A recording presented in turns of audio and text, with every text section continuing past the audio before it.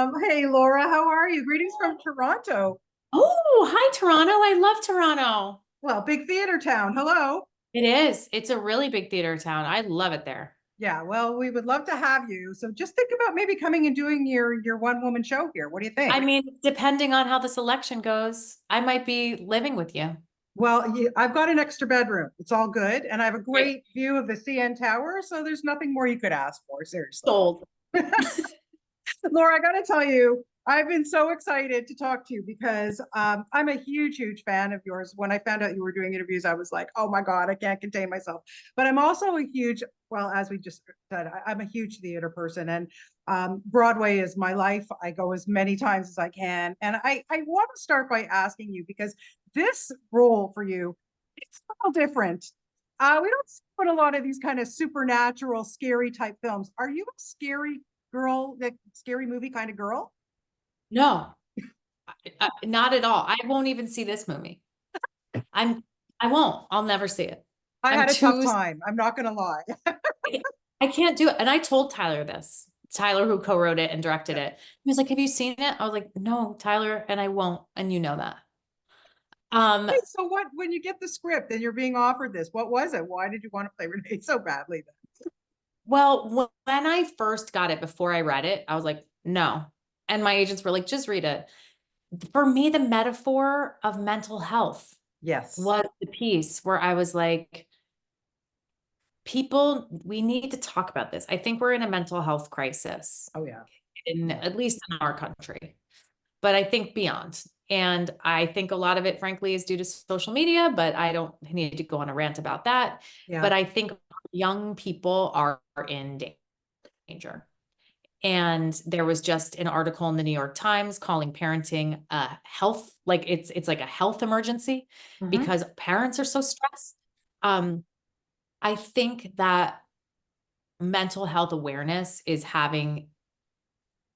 finally in conversation in a Right. way that it was too stigmatized before. So to have like an entertaining sort of like jump scare film be more than just like I'm stabbing you for no reason, but to be about something important that the demographic of people who are watching this film likely need to talk about. Oh, for sure. You know Yeah, what I I was going to mean? ask you because you look, you're a mom, but your kids are younger right now. And so thank God they're not on their phones and all that at this point. But Hopefully they already they want like already my 7-year-old wants her tablet. I'm like, we only do it when we travel. We only do it. The other day, she fully snuck it. She climbed up wow. our bookshelf to get it. It is meant to be addictive. So Yeah, even my, 100%, you know, 100%. Yeah, I get it. But and you know what? Look, I'm a mom, thank God my kids are grown and I didn't have to go through that, that period of time. However, I'm guilty of like sticking them in front of the television and of hello, course, you of know, course, you have to survive. yeah, yeah, 100%, 100%. But this is different. And you're, like I said, you're working with these young actors Yeah. who are going through this, what you're talking about in the film. Was it, a sit down discussion with them about how they felt about this problem? No, we didn't have enough time together. Yeah, You know, I had like maybe 3 days with those boys. right. One with the young man who plays my oldest son, whose name I cannot remember because I'm a monster and can barely remember my own name. Thank you, perimenopause. So we didn't have a lot of time for like chit chatting, Got it. but Yeah. in a way, I actually think that was good because they're supposed to be so unable to accept love, Mm, you know, that to accept tenderness and care and concern, that I actually think in some ways it worked in the film's favor.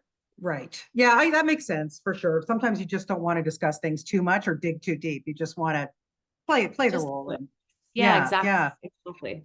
For sure. And you hear all these stories about when people work on scary films and supernatural and all that, that there's always something creepy that happens on a set. Did anything, I know you just said you were only there for a couple of days, but did you hear anything or did anything happen to you? No, excuse me. I was only on the film for like 5 days, but nothing creepy actually happened. but I did sleep with the light on every single night and Yeah. slept for probably 3 hours a night, Oh, which really showed in the film, which was good for the character. Um, but yeah. yeah, no, I was just so scared. And it was Yeah. like in rural Massachusetts. Oh, Um, yeah. yeah, Creepy. Yeah. ugh, I was, it scared me. Well, good on you because, like I said, what I love so much about you, Laura, is you mix it up. You have seriously been in pretty much every single of my favorite television shows. And I want to, like, if you don't mind, to take a couple of minutes here and kind of go one by one, because Right. honestly, when just you just stand out every single time I see you in everything. So let's start with Nashville because I was obsessed with that show. I loved it so much. I was very upset when it ended. But here you get to, showcase your talent, your singing, you get to work with Connie Britton and all these great people. What was it like to be on that set? Well, I loved that show too. I was like obsessed with it. And my friend Chelsea Nackman, who's now like a press agent, Yeah. not like a press agent, she is a press agent. We hardcore campaigned for me to be on that show. I tweeted about it all the time. Yeah. And then they came to me with this offer and I was thrilled. Mm. Um, She was a great and they, character. Sadie, right? oh, Sadie? Sadie Yeah. Stone. Yeah. Sadie Stone. Yeah. Yeah. Yeah. I got to take guitar lessons and car and be in a car chase with Connie Britton. And Oh, then, I thought I was coming in as just like her sidekick. And then all of a sudden they were like, your husband beats you. And I was like, hmm. So I got to play not only the lighthearted fun of her and play some really great music and work with some fantastic musicians and actors.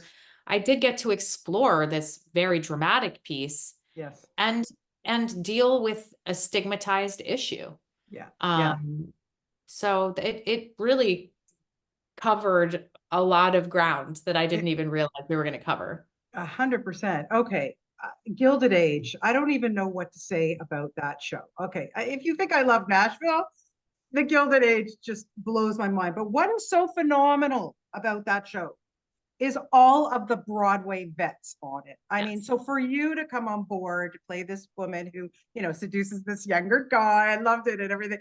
But to be around this cast, Laura, come on, all your Broadway It was, friends. it's just all Wow. my pals. Like Yeah. it felt like being at camp in Brussels. You know what I mean? Like it felt like I just got to be at Broadway camp in a corset. Yeah. Yeah. It's just amazing. It's just I was recently was able to talk to Carrie Coon, who I just Oh, amazing. I mean, what a cast. What a cast. We're great in that. Okay, your Melania Trump is uh, I don't even know how to get through doing those segments with Colbert. I mean, the most recent one we did at the convention is Watched my it. Yeah. favorite one we've ever done. It was a 4,500 seat theater. It was like playing Radio City. Yeah. The energy from that audience was unreal. And he's just one of my favorite humans. Yes. He's such a good person. What you didn't see when you watched it was that after I did my sketch, he pulled me out because I'm behind a Yes. camera. So you can't really see me from the audience. They were watching on big screens. And he pulled me to the lip of the stage to give me a bow.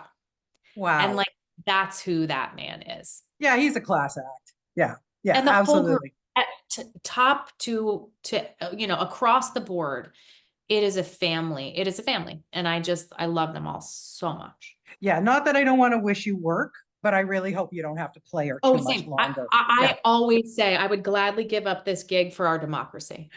100%. Oh my You know, God. Yeah. plus she Fingers can always crossed. come back to talk about different things. Oh, You that's know, true. That's he's true. never going to Though she go has her away. memoir. The memoir is coming Oh, out. totally. I Yeah. know. I mean, he's never going to go away. I just Yeah. don't want him to be a president. Yeah. 100%. I hear you. Okay. Elsbeth working with Carrie Preston. Yes. She is unreal. Yeah. Number one, she is the kindest, most hardworking person. She is similarly to Connie in that way. She's similar Yeah. to Connie in that way. Yeah. Where the natural ability is just so strong. you know, to be able to be just laughing and joking and asking you questions about yourself, and then boom, like in the scene, and with a lot to do. You know, Yeah. it's not just a few things here and there. She's got monologues and monologues. Yeah. But she came to see my comedy show. She came Oh, to see my show with my mom at, 54 Below, which is this like small cabaret space. yes, I've Like, been there. Yeah. Yeah. she is the most supportive, loving, hilarious, brilliant person. I cannot say enough good things about her. I Yeah, can't. yeah. It's just like I said, it's just so, and there's so many more. But before we wrap up, like I said, I love to see you on stage. I don't want to downplay your Tony Award, your nominations. I mean, you're just brilliant. What is it about Thank you. live theater, Laura, that just gets you going? As opposed to doing the TV stuff where you can take breaks.